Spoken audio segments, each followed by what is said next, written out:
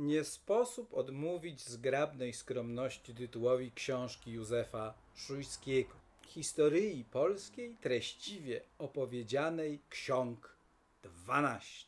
Jaką ten historyk, polityk, publicysta oraz pisarz opublikował w Warszawie w 1880 roku. Szujski, ciekawosteczka, nieślubny syn szlachcianki Emilii Szumskiej, żył ledwie 48 lat, a pozostawił po sobie ogromny dorobek naukowy i literacki.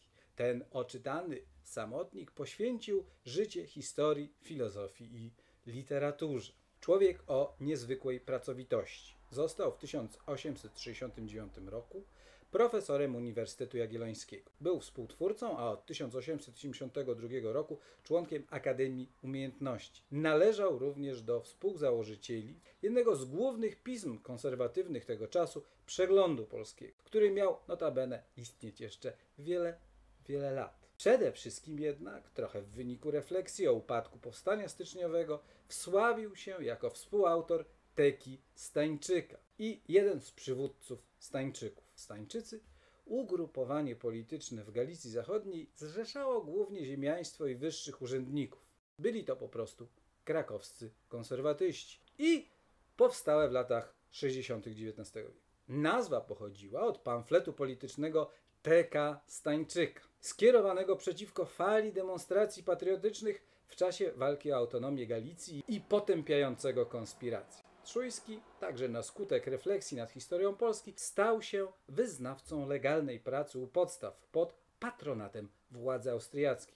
Od 1866 roku pracował jako poseł na Galicyjski Sejm Krajowy, a od 1867 jako poseł do Austriackiej Rady Państwa. Stańczycy zmierzali do rozszerzenia praw narodowych w Galicji przy zachowaniu lojalności wobec Austrii. Jako się rzekł, poglądy te znalazły odzwierciedlenie w historiografii, tzw. Szkoła Krakowska, krytyce literackiej i filozofii. Sam Szujski był jednym z twórców owej krakowskiej szkoły historycznej.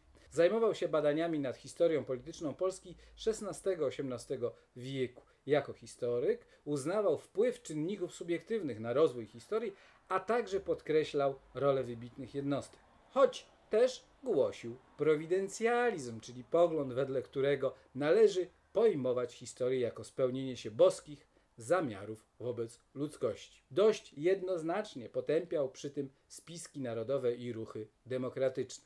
Do jego głównych prac należały Dzieje Polski w 4 tomach, prezentowana w antykwariacie historii polskiej treściwie opowiedzianej ksiąg 12 dzieła. Był również autorem dramatów historycznych, co ciekawe, o losach kobiet. Halszka z Ostroga, Królowa Jadwiga czy Maryna Mniszchówna. Ważne świadectwo rozwoju polskiej myśli historycznej i konserwatywnej. Zapraszamy na stronę www.atticus.pl do działu Historia Polski.